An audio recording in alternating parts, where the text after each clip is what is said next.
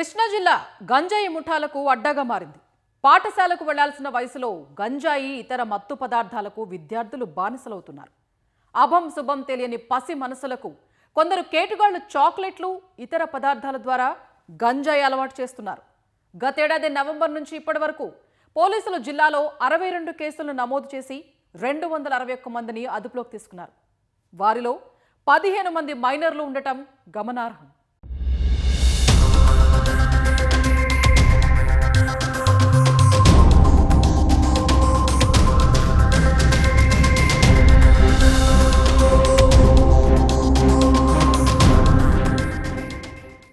గంజాయి మత్తులో కొందరు దుశ్చర్యలకు పాల్పడుతున్నారు.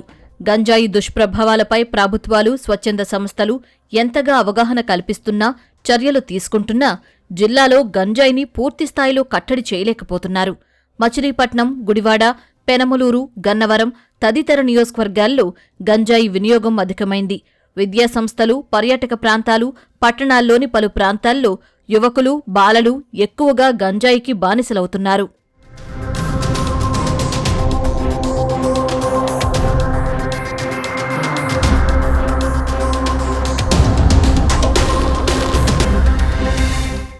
ఇటీవల గుడివాడలోని ఓ కళాశాలలో పరీక్ష రాసేందుకు వచ్చిన ఇంటర్ విద్యార్థి జేబులు గంజాయి పొట్లాలు బయటపడ్డాయి.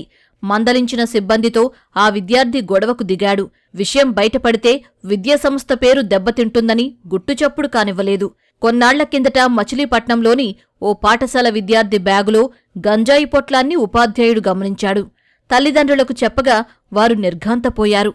అలాగే బందర్లో కొందరు ఆకతాయిలు ఓ పాఠశాలకు వెళ్లే పిల్లోడిని పరిచయం చేసుకుని ఇంట్లో డబ్బులు దొంగలించుకుని వస్తే బహుమతులు ఇస్తామని నమ్మించారు. తీరా పిల్లవాడు పైసలు తెచ్చాక పాఠశాల వద్దే గంజాయి తాగుతున్నారని స్థానికులు వాపోయారు. ఇటీవల పెనమలూరులోని ఓ పచారీ కొట్టులో సిగరెట్ ఇవ్వలేదని గంజాయి మత్తులో ఉన్న కొందరు యువకులు దుకాణంలో ఉండే భార్యాభర్తలపై విచక్షణారహితంగా దాడి చేశారు. ఇలా జిల్లాలో గంజాయి మూలాలు అడుగడుగునా కనిపిస్తున్నాయి. దాదాపు స్కూల్ పిల్లలు 12 సంవత్సరాల నుంచి బాగా విపరీతంగా ఉంది. అయితే ఇప్పటివరకు చర్యలు బాగానే జరుగుతున్నాయి. కాకపోతే కొంచెం ఎక్కువగా గ్రామాల్లో, మారుమూల గ్రామాల్లో ఎంత గంజాయే కాదు, గంజాయి కాబట్టి చిన్న చిన్న టాబ్లెట్స్ అనో లేకపోతే ఏదో యూజ్ చేస్తున్నారు. మరి చిన్న చిన్న పిల్లలు వాళ్ళ ఆగడాలు బాగా ఎక్కువగా ఉన్నాయి. దీన్ని బాగా చర్యలు తీసుకుని నియంత్రించాలి. కాకపోతే పెద్దవాళ్ళు, పెద్ద వయసు ఉన్న వాళ్ళు ఏదైనా గవాళ్ళు ఏదైనా అన్నా సరే వాళ్ళు కొట్టడం, తిట్టడం మరి అల్లర్లు ఎక్కువవుతున్నాయి. అర్ధరాత్రి కూడా 12-1 గంటలకు కూడా అసలు రోడ్ల మీద తిరగలేకపోతున్నారండి జనం. దీన్ని ఆల్రెడీ గవర్నమెంట్ చర్యలు తీసుకుంటుంది, ఇంకా ఎక్కువగా దీన్ని చేయాలని చెప్పేసి కోరుతున్నాం. జిల్లాలోకి గంజాయి రాకుండా పోలీసులు సరిహద్దుల్లో గట్టి బందోబస్తును ఏర్పాటు చేశారు. అయినా జిల్లాలో గంజాయి మూలాలు కనిపిస్తూనే ఉన్నాయి. అనకాపల్లి, అరకు, రంపచోడవరం ప్రాంతాల నుంచి వివిధ మార్గాల్లో కృష్ణా జిల్లాకు గంజాయిని తీసుకువస్తున్నారు ముఠాదారులు. పోలీసులకు అనుమానం రాకుండా మత్తు పదార్థాలను రాత్రి సమయాల్లో తరలిస్తున్నారు. ఎవరికీ అనుమానం రాకుండా గంజాయిని చిన్న చిన్న పొట్లాలుగా కట్టి సిగరెట్లుగా చుట్టి విక్రయిస్తున్నారు. గంజాయిని చాక్లెట్స్ రూపంలో తయారు చేసి విద్యాసంస్థలకు, సమీపంలో ఉండే కిళ్లీ దుకాణాలు, బడ్డీ కొట్లలో అమ్ముతున్నారు. గంజాయి ముఠాలు విద్యార్థుల బంగారు భవితతో చెలగాటమాడుతున్నాయి. బాగా పనిచేసి ఈ గంజాయి బారి నుంచి మన రాష్ట్రాన్ని కాపాడాలండి.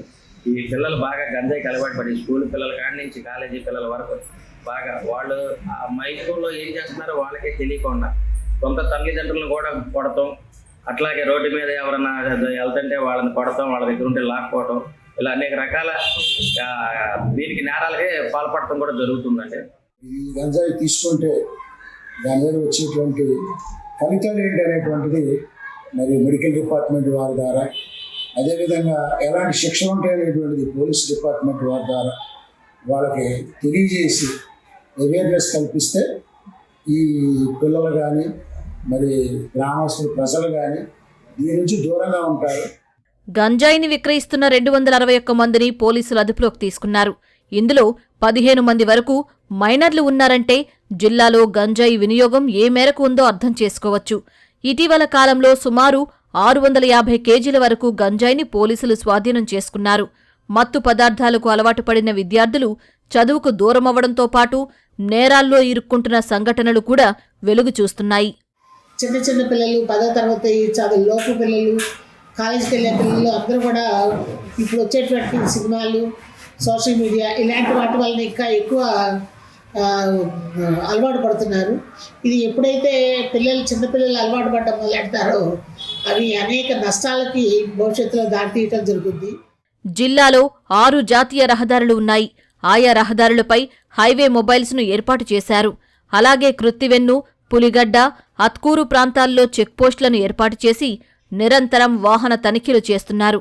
ఏజెన్సీ ప్రాంతాల నుంచే కాకుండా ఒడిశా, ఛత్తీస్గఢ్ ఇతర ప్రాంతాల నుంచి జిల్లాకు గంజాయిని తీసుకువచ్చి ఇక్కడ విక్రయాలు చేస్తున్నారని గుర్తించిన పోలీసులు జిల్లాలో ఉన్న ప్రధాన రైల్వే స్టేషన్స్లో కూడా రైల్వే పోలీసులతో కలిసి ప్రత్యేక తనిఖీలు చేస్తున్నారు.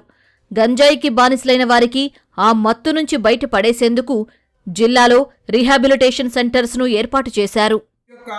డాక్టర్ల ద్వారా కూడా ఈ గంజాయి తాగిన వాళ్ళు ఎవరో తెలిసింది. డాక్టర్కి ఎలా తెలిసిందంటే ఆరోగ్యపరంగా నిదానంగా క్షీణించడం అనేది జరిగింది. గంజాయి తినడం మూలంగా నిదానంగా క్షీణిస్తారు, ఆకలి ఉండదు, కడుపు లోనకు పోతుంది, అనేక రకాల రోగాలకు గురవుతారు.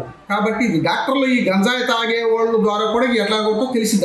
వాళ్ళకి ఎందుకు తెలిసింది, కానీ వాళ్ళు కూడా ఆ యొక్క పేషెంట్కి జరిగిన యొక్క ప్రాబ్లాన్ని వీడియో తీసి దాన్ని ప్రచారం చేయాలి. ఈ గంజాయి తాగడం వల్ల ఏం జరిగింది, ఈ గంజాయి తాగడం వల్ల ఏం ఎఫెక్ట్ వస్తుంది బాడీలకి, మనిషికి ఎలా నశించిపోతాడు అనే దాన్ని వీడియో ద్వారా కూడా ఈ డాక్టర్లు కొన్ని తెలియజేయాలి. ఆ పార్ట్స్ అంటే లోనుండే ఆర్గాన్స్ పార్ట్స్ని తెలియజేసి చూపించాలి. గంజాయి విక్రయాలు జరిగితే కఠిన చర్యలు తీసుకుంటున్నామని పోలీసులు హెచ్చరిస్తున్నారు. ఇటీవల గుడ్లవల్లేరులో గంజాయి సేవిస్తున్న వారిని అదుపులోకి తీసుకున్నామని గుడివాడ పోలీసులు తెలిపారు. గంజాయి విక్రయదారులపై ఎన్డీపీఎస్, పీడీ యాక్ట్ను కూడా నమోదు చేస్తున్నామని తెలిపారు.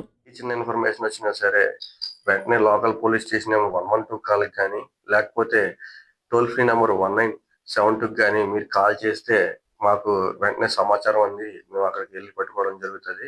ఎందుకంటే ఎన్నాళ్ళు టౌన్లో సిటీల్లో ఉండేది గంజాయి అనేది ఇప్పుడు పల్లెటూరులో కూడా ఈ గంజాయి అనేది విస్తరించింది. దీన్ని నిర్మూలించాలంటే మనం ముఖ్యంగా మన యువత పాడవకుండా ఉండాలంటే ఏ చిన్న ఇన్ఫర్మేషన్ వచ్చినా సరే మీరు భయపడకుండా మీరు మాకు చెప్తే మీ వివరాలు అన్ని గోప్యంగా ఉంచి మేము రైట్ చేసి పట్టుకోవడం జరుగుతుంది. యువత, విద్యార్థుల కదలికలపై తల్లిదండ్రులు, అధ్యాపకులు నిరంతరం పర్యవేక్షణ చేస్తూ ఉండాలని పోలీసులు సూచిస్తున్నారు.